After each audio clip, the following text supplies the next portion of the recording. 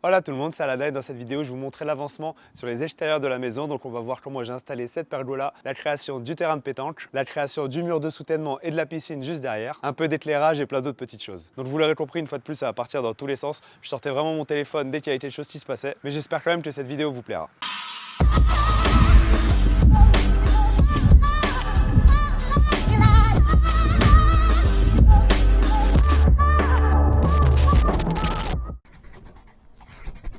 On se retrouve au moment de la livraison de ma maison, juste après que l'entreprise RSTP ait terminé mon parking. Je leur demande de me préparer le trou pour venir accueillir mon premier gros palmier, vous allez le voir juste après. Aujourd'hui j'ai Quentin d'Esprit Paysage qui est venu me livrer le Washingtonia Robusta triple tronc, ça fait trop plaisir.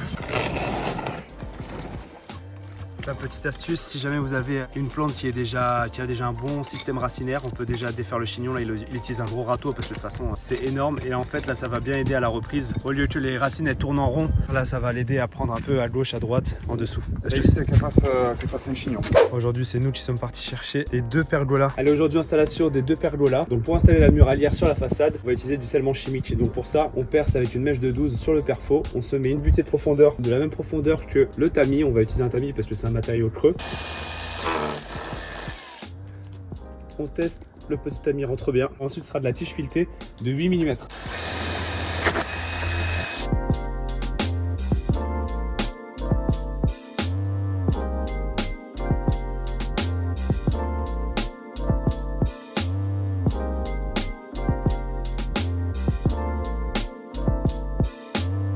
Ça y est, on a installé la muralière. Bon, les tiges filetées dépassaient. Du coup, je les ai meulées. Ensuite, tout a été fixé avec la clé à choc douille de 13. Autant vous dire que là, ça bouge pas du tout. Il y a juste un truc qui me chagrine, c'est qu'ils n'ont pas prévu spécialement une étanchéité entre la façade et la muralière. Moi, je vais prendre ça. C'est un joint de façade toiture et je vais le passer directement au-dessus. Donc là, vous voyez, franchement, ça bouge pas du tout. Ça a été bien serré à la clé à choc. On va passer le petit cordon de silicone. On est généreux. On veut surtout pas avoir de problème d'étanchéité là. Donc, on y va. On bourre, on bourre, on bourre. Tout le mur est crépi, donc il a des aspérités. On mouille le doigt. Et là, je lisse proprement. Là, on a juste installé quelques plaques et déjà, on sent la différence. Ici, au soleil, ça tape fort. Alors que dès qu'on se met derrière la plaque, ça tape beaucoup moins fort. On sent tout de suite une certaine, pas fraîcheur, mais beaucoup moins chaud en tout cas. Donc le traitement UV fait très bien son travail sans être pour autant à l'ombre et mettre toute la maison dans le noir.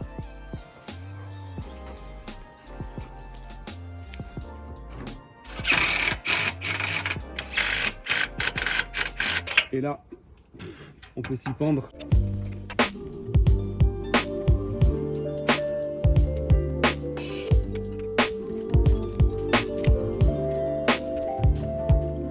Là ici à la jonction des deux pergolas, entre les deux j'aimerais aussi faire une étanchéité. Donc j'ai pensé à prendre ça. Donc c'est une bande d'étanchéité auto-adhésive, étanchéité résistance à l'eau, excellente adhérence sur la plupart des supports, haute résistance à l'arrachement, résistant aux UV, etc.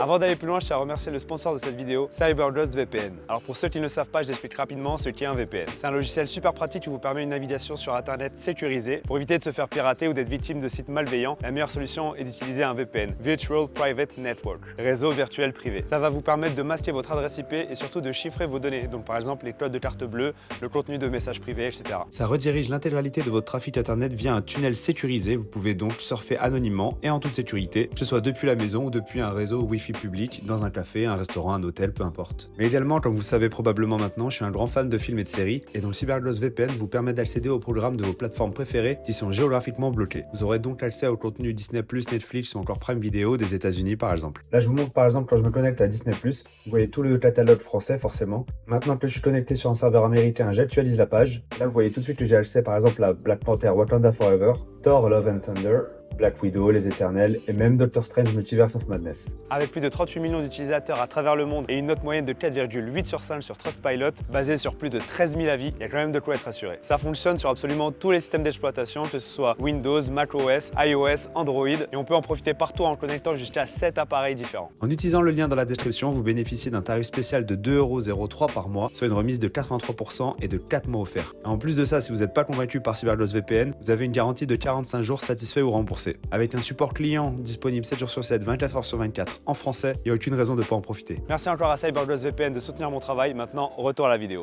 Ensuite, pour fixer les photos à la terrasse, on les met tout simplement de niveau et d'aplomb. Mèche de 10 pour enfiler ça. Ça s'appelle un goujon d'ancrage. On n'a pas besoin de retirer ensuite le poteau. C'est je perce direct, je mets un coup d'aspirateur pour enlever la poussière, j'enfonce le goujon. Ensuite, en se serrant le goujon, il va écarter l'intérieur de la cheville, ce qui fait qu'il n'y a pas besoin de déplacer la pièce.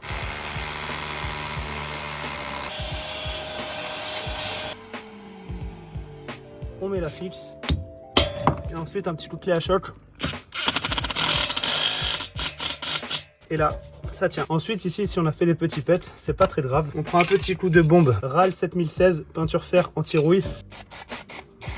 Ni vu ni connu. Maintenant que les deux pergolas sont installées, on va brancher l'éclairage extérieur. Donc on est parti sur ces appliques murales. Là, on en a 6. On en a 2 de ce côté-là de la terrasse et les 4 autres sur cette façade-là de la maison. C'est très simple à installer. Un premier trou ici, un deuxième trou ici. Ensuite, j'ai percé au milieu pour pouvoir passer mon câble. Là, j'ai coupé. J'ai déjà commencé à dénuder mes 3 fils.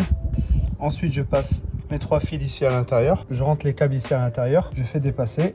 Je prends quand même un petit niveau. Ok, là, c'est pas mal. Je fais mes marquages. Il n'y en a que 2. Hop, je peux enlever. Donc, j'ai un marquage là et là.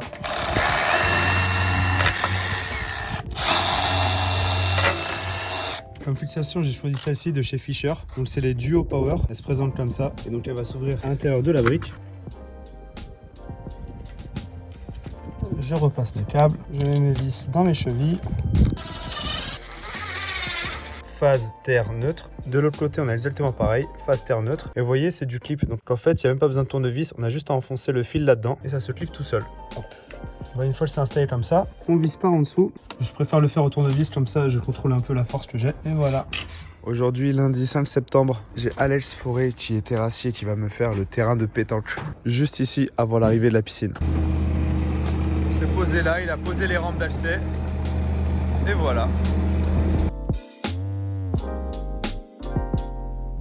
On commence par tracer mon bord de terrain exactement, donc on a tiré un cordeau. Donc pour faire le tour de mon terrain de pétanque, je pars sur des madriers 75-225 par 6 mètres. Là il y a marqué 5, mais en vrai c'est 6 mètres et c'est 60 € le madrier. Voilà ce que j'ai trouvé de plus efficace. Évidemment je vais le traiter parce que là on est juste sur du classe 2. Parce que les vraies traverses de chemin de fer, non seulement c'est difficilement trouvable, mais surtout c'est très sale, très pollué. Donc il vaut mieux partir soit sur de la vraie traverse en chaîne si on a les finances, ou sinon le madrier comme ça fera très bien l'affaire. Évidemment je peux pas charger 6 mètres à l'arrière du pick-up, du coup je me retrouve à scier chaque madrier en deux à la main, à l'ancienne. Si j'avais su, j'aurais pris la scie circulaire, pas le choix.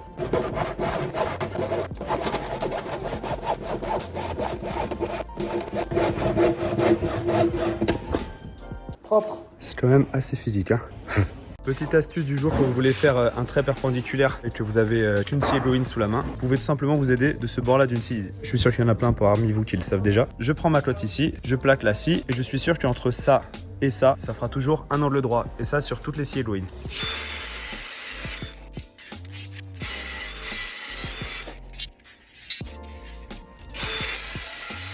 Donc comme je l'ai dit, avant de mettre en position les madriers, on les traite donc avec une simple lasure.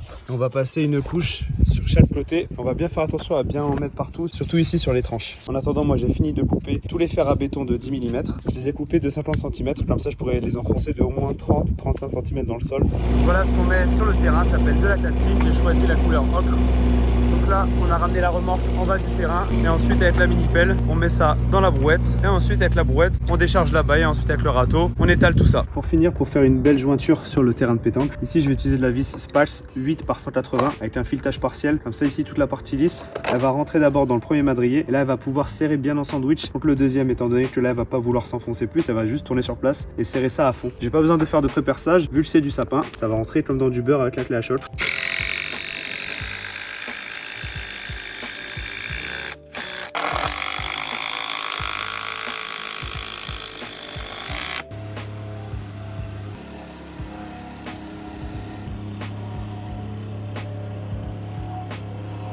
Aujourd'hui, c'est les terrassiers vont attaquer mon mur de soutènement avant l'arrivée de la piscine. Donc là, il doit gratter sur une largeur d'environ 1,20 m, sachant que le bloc Lego, lui, fera 80 cm de large. Et je tiens également à dire un grand merci à mon voisin qui m'a laissé poser la benne ici chez lui directement, parce que pour évacuer la terre, c'est beaucoup plus pratique.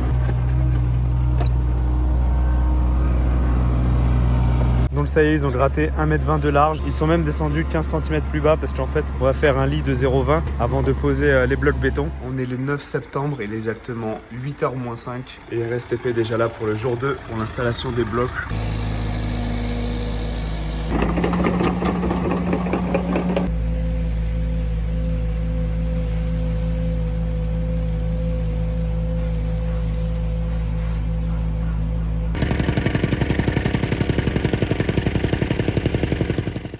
Les blocs Lego viennent d'arriver, on les voit dépasser. C'est quand même balèze, hein. 1,60 m de long, 80 de large, 80 de haut. Et évidemment, les blocs sont posés parfaitement de niveau dans tous les sens.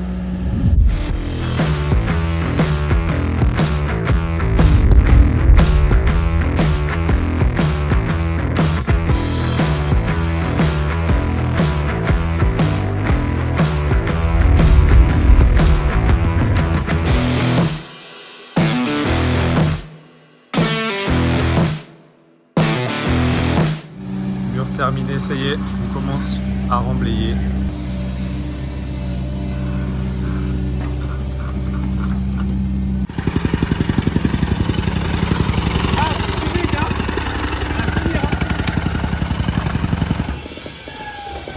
Pour l'hôtel piscine, on s'est pas pris la tête, on est parti sur un coffre en résine qui fait donc 1,45 m de long, 85 de profond et 1,24 m en hauteur. On peut y rentrer 2 poubelles comme ça et ça suffira largement, je pense, pour mettre toute la filtration. Il est temps d'installer le local piscine, donc pour ça on a vidé 2 salles de 35 kg de sable. Donc là il y a 70 kg de sable qui vont me servir à avoir un terrain bien de niveau avant de mettre par-dessus les dalles gravioniques qui sont juste là. Il suffit de mettre le sable, poser la dalle, regarder le niveau, voir ce qu'elle demande. S'il faut rajouter un peu de sable, on rajoute du sable. S'il faut taper, on tapote avec le maillet et ça se cale nickel. Évidemment on fait ça dans les deux côtés. Non, ce qu'on fait là, c'est qu'on prend le restant de sable et on le passe à l'intérieur des joints, on le rentre bien à l'intérieur et on va arroser tout ça pour apporter encore plus de stabilité. Ça y est, dalle terminée. C'est parti maintenant pour découper les renforts qui iront dans le fond du local piscine. Donc là, c'est du contreplaqué de 10 mm. La meilleure idée que j'ai eue dans l'atelier, franchement, c'est cette prise là, au-dessus de l'établi. C'est tellement pratique.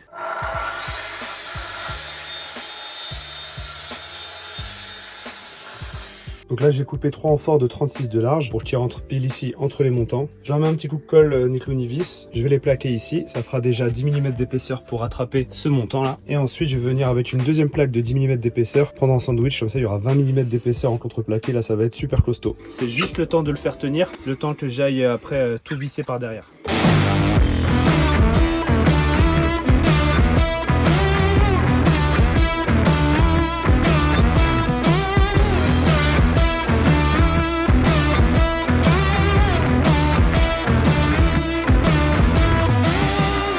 Donc ça y est, le trou est terminé. Ils ont prévu une réservation de 30 cm plus large de chaque côté. Là ils ont versé ce qu'on appelle le grain de riz tout au fond. Et avec le laser ils sont en train de niveler, justement en train de regarder où est-ce qu'il y a des points hauts, des points bas, pour faire en sorte que la piscine soit posée non seulement de niveau, mais également alignée à la hauteur de mon seuil ici.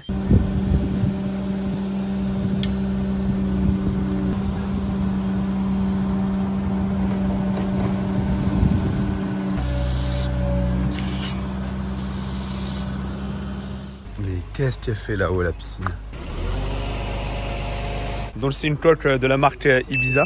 Ouais, ça a été fabriqué dans le sud de la France. 8 par 4, profondeur 1,55 m. Polyester avec Polyester fibre de verre. Avec fibre de verre. Et ce qu'on voit là, c'est quoi toutes ces nervures? Ça, c'est les renforts qui sont rajoutés pour la solidité. Plus un renfort métallique. Tout ça qui fait le tour là. Elle a été équipée en usine, les joints d'étanchéité, tout ça. Ouais, en garantie 10 ans s'il y a la moindre fuite sur ce qui est monté du ciment.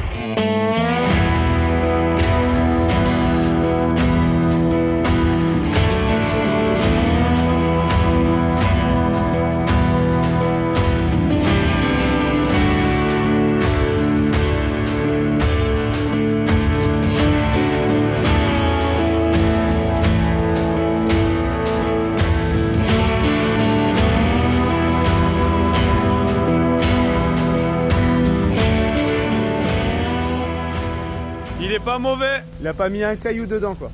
Ça va, arrête de flamber devant la vidéo là. Qu'est-ce que tu fais là, Kylian? Tu mets un coup de décapant sur... Ouais, d'abord on décape pour que la colle prenne et qu'on enlève toutes les impuretés. Décape en PVC. Et pour coller, ensuite je vais utiliser la colle bleue de chez Griffon. De chez Griffon, colle piscine. Dès qu'il y a du filetage, Teflon colle.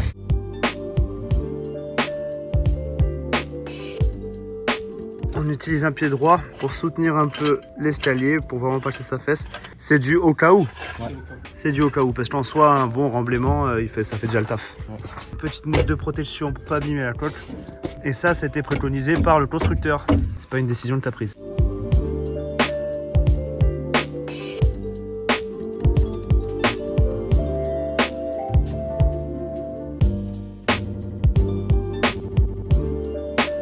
Et tout se serre à la main, hein, c'est ça? Ouais. Faut jamais utiliser d'outillage là-dessus. Parce Pas que de si pince. tu serres trop fort, tu pètes le pas de vis, alors là... Installation du luminaire en cours.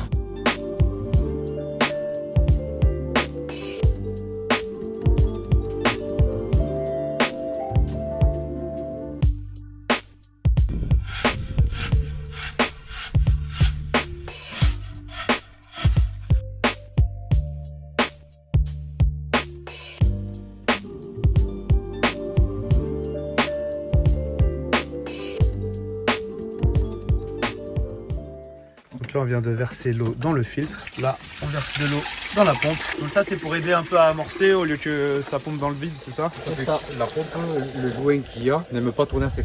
À ce moment-là, je prends toutes les informations auprès du pisciniste pour savoir comment fonctionne ce local. Il m'explique toutes les aspirations de l'eau, donc bonde de fond et steamer.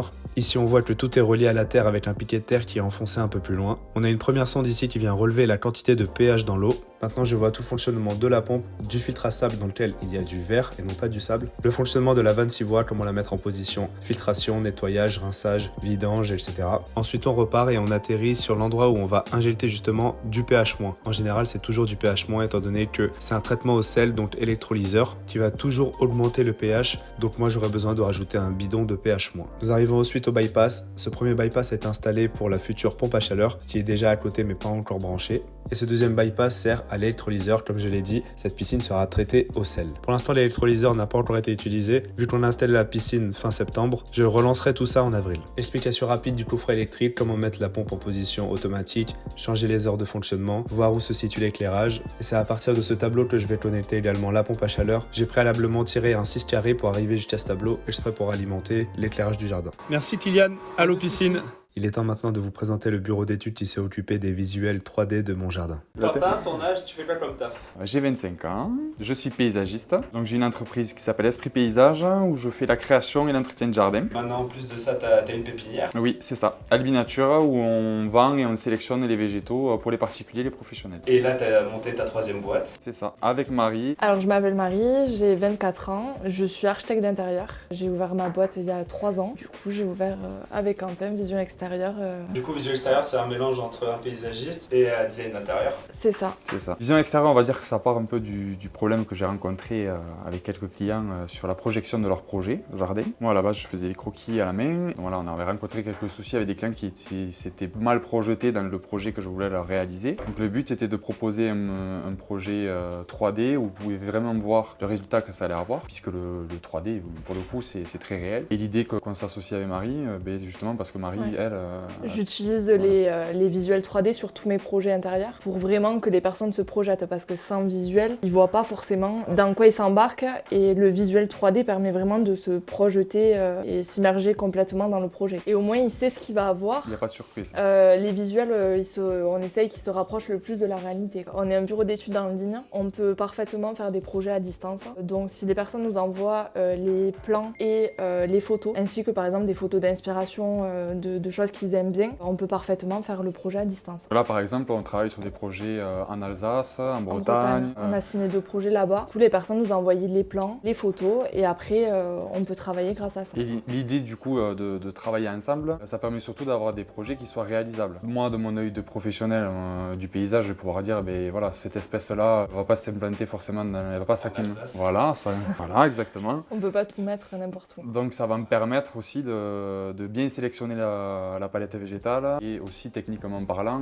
que le projet soit réalisable, parce que c'est l'une des plus grandes surprises aussi quand on fait appel souvent à des architectes, c'est que ils dessinent des trucs de fou, c'est joli, mais alors soit d'un point de vue budget ça passe pas, ou d'un point de vue technicité c'est pas réalisable. Au niveau du tarif pour l'étude du projet, on fait en fonction des mètres carrés traités. Donc la personne, elle va renseigner sur le site internet Sa surface. sa surface, donc par exemple de 100 à 300 mètres carrés et ainsi de suite. Et le tarif sera en fonction de ça. ça. Donc la personne, par exemple, va nous décrire son projet, donc ce qu'elle a envie, le style qu'elle aime. On peut lui faire choisir entre plusieurs styles de jardin. Derrière, elle va nous dire à peu près le budget qu'elle a. Quand on fait une étude, on a un rendez-vous téléphonique avec le client. On va prendre tout en compte, que ce soit la météo, l'exposition, s'il a des enfants, pas des enfants, s'il a un chien, pas un chien. Tous ces petits détails-là qui vont faire qu'on va pas donner le même sens au jardin. C'est vraiment du sur-mesure, quoi. Le client, quand il reçoit son projet, il peut soit l'exécuter lui-même. Donc on va quand même adapter aussi les travaux qu'on va y faire dedans, suivant son niveau de bricolage, voilà, exactement. Soit faire intervenir un paysagiste. Dans sa région. Ouais, dans sa région. Donc tous les clients qui vont être dans le département du Tarn, eux vont pouvoir avoir la possibilité d'avoir mon devis réalisation en plus du projet. Donc dans le dossier, on met les visuels 3D, les plans de masse, donc la vue de dessus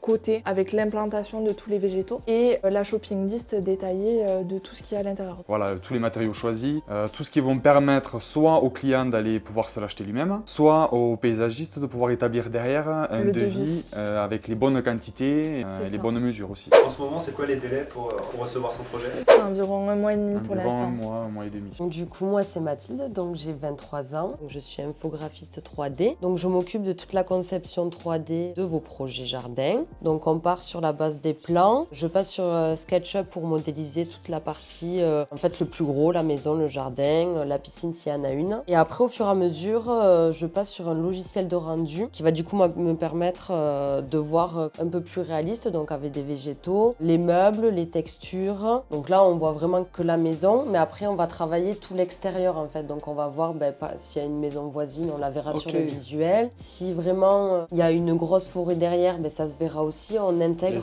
on intègre la maison pour que ça soit de plus réaliste possible. Et là, tout est à l'échelle. Vous m'avez même demandé la dimension de mon carrelage, la dimension de la pergola. Voilà, c'est ça, pour faire que ça soit le plus à l'échelle possible et le plus réaliste. Et surtout, pour après faire nos plans cotés et pouvoir les envoyer aux clients. Il n'y a vraiment pas d'erreur sur le projet. Super.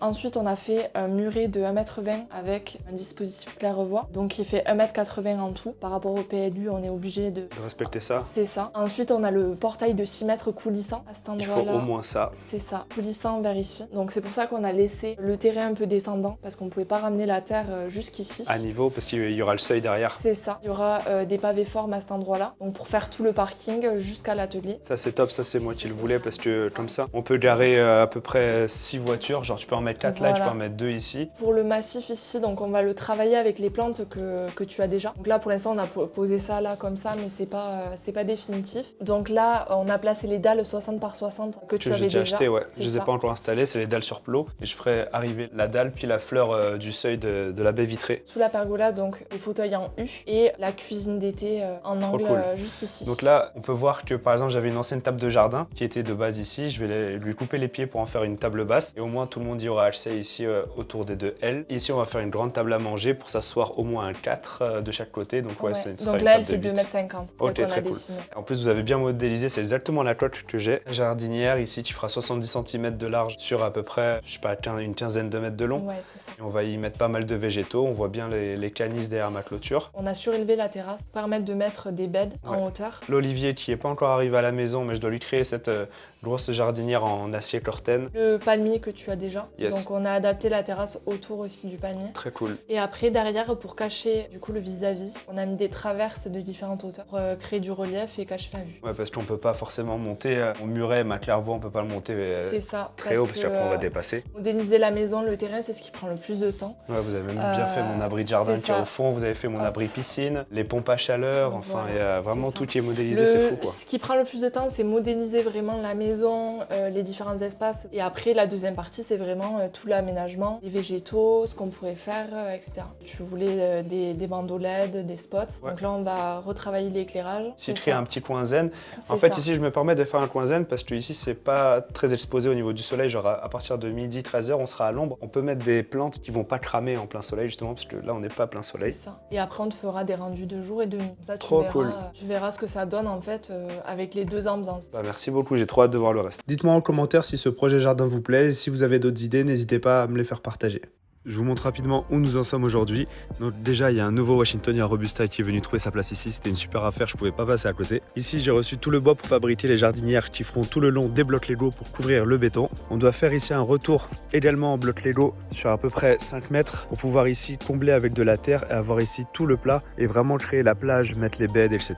Ici, à l'avenir, tout va être clôturé. Voilà le carrelage en question qui va être installé sur plot pour la terrasse. C'est du gris perle, c'est du 60 par 60, épaisseur 20 mm. Ils sont rangés par deux dans le carton et vous voyez que là ça fait 33 kg par carton, donc en fait chaque dalle fait plus de 16 kg, 16 kg et demi exactement, donc c'est super lourd. Je vous montre un peu ici l'épaisseur. La table de ping-pong est déjà là, elle trouvera sa place ici en été. Ici il y aura le coin télé, c'est cette table à manger qui sera transformée en table basse. Je vais sûrement changer le bois qu'il y a dessus d'ailleurs. Ensuite il y a pas mal de végétaux ici qui vont aller dans la future jardinière du fond. Par exemple on a ici ce yucca, on va avoir ces deux cordylines, ce yucca rostrata, ça c'est un oranger du Mexique qui doit aller au fond là-bas, le cycas, le strelitzia, oiseau du paradis, en espérant que je puisse le laisser dehors. Regardez, il m'a fait une magnifique fleur d'ailleurs. On va également planter le petit opuntia. Tout ce salon de jardin y dégage. Voici le barbecue qui sera utilisé dans la future cuisine d'été. Ça s'appelle un smoker ou bien un barbecue à pellet. On met ici les pellets. Il y a une vis sans fin qui vient avancer le pellet en les faisant brûler. Et ensuite, tout ce qu'on met à l'intérieur, que ce soit viande, poisson, sera fumé lentement à basse température. C'est pas fait pour faire des grillades et saisir une viande, c'est vraiment juste pour faire du fumage. Et à côté de ça, il y aura plancha, évier, frigo, etc. Ici, je dois couler une petite ceinture béton tout autour de la piscine, à peu près 20 cm sur 20 cm. Ici, on a une petite bâche à bulles qu'on viendra dérouler chaque soir pour éviter l'évaporation de l'eau et devoir remettre de l'eau tout le temps. Et également pour garder la chaleur de l'eau qui sera chauffée en journée. Voici le robot de piscine qu'on a choisi, donc c'est le Dolphin S400. Un peu plus de précision sur la fixation du terrain de pétanque. On a mis en place les traverses, enfin du coup les madriers. On a enfoncé les fers à béton de chaque côté pour que ici soit bien pris en sandwich. C'est attaché avec ici des petits colliers de plomberie, ça fait très bien l'affaire. Et ensuite, je suis venu par l'extérieur visser en plus. J'ai également rajouté ces plaques de jonction entre deux traverses. Là, vous voyez qu'on a commencé à tirer des gaines, à tirer de l'élec. Tout ça également, ça va être recouvert. Concernant le petit coin zen, faut vraiment se projeter, mais grâce au visuel, on arrive à voir. Ici, on a mis des lauriers blancs, Phytosporum tobira, des Fatsia japonica, ici. Là, sur les treillis, on a fait monter deux jasmins étoilés. On peut les voir juste ici. Et il nous reste encore plein de végétaux à mettre. Évidemment, faut enlever toute cette mauvaise herbe, faire bordure à gauche, bordure à droite, habiller cet abri de jardin. Ça, c'est la pompe à chaleur de la maison, le local piscine et la pompe à chaleur de la piscine pas encore installée. Donc cette pompe à chaleur, c'est la Pouletch Silverline FI 90, full inverter,